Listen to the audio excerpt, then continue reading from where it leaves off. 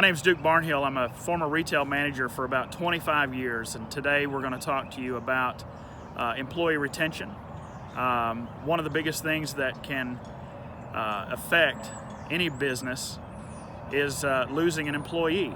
It affects morale, it affects work ethic, it affects the entire group, and culture is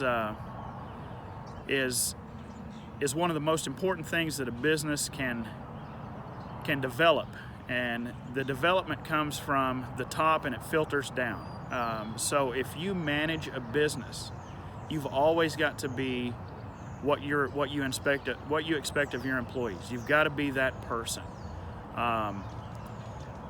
Employees watch everything that a manager or a business owner does, and then they emulate that.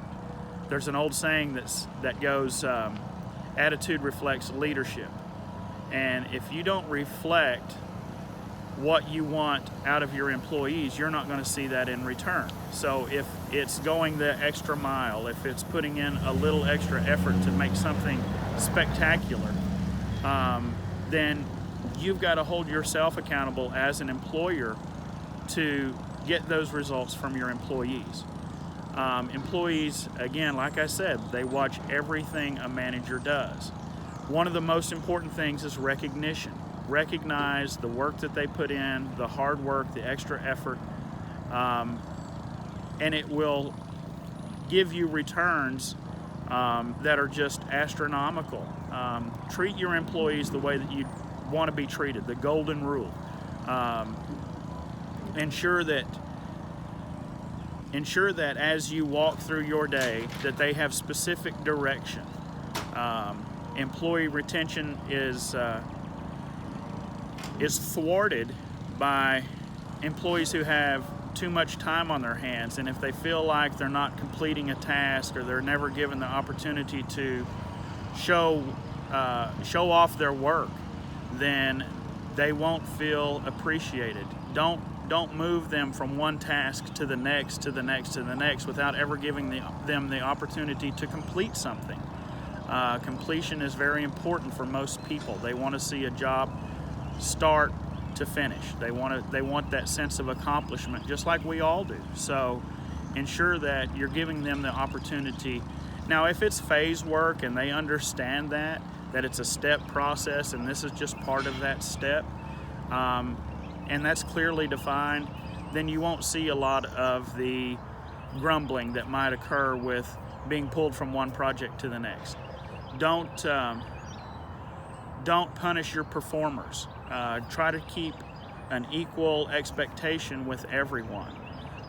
One of the major downfalls of most employers is they find an employee that really shines and they're hungry, and they go out and they try to do a lot of things just to please the boss, and other employees become jealous and they don't get that recognition. So things that I've learned from corporations that I've worked for, small businesses, large businesses, is that everybody needs a paycheck at the end of the week, but the money is kind of irrelevant if they have a great place to work.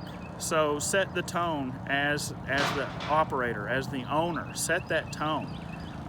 Challenge them in ways with competitions. Who can do this the best? Who can do this the fastest? And then throw them a little kicker from time to time, whether it be money or a free dinner or bring them breakfast. Give them some kind of incentive that shows that you really appreciate the hard work that they're putting in for you. Is there a process that you go through before you fire somebody? Do you have a warning system? When you lose an employee based on, typically it's productivity, failure to follow direction. If you give clear direction on something that needs to be done and that employee just doesn't do it, one thing that you've got to do first is maybe evaluate their skill sets. Did you set them up for failure from the beginning? Did you give them enough information about the task at hand to be completed? So always, before you give constructive criticism or feedback, always look at how you presented this to your employee, because you may have failed them.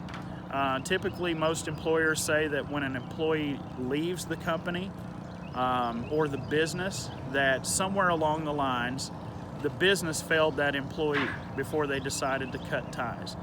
So one simple method that I've adopted over the years is called the TSDR method.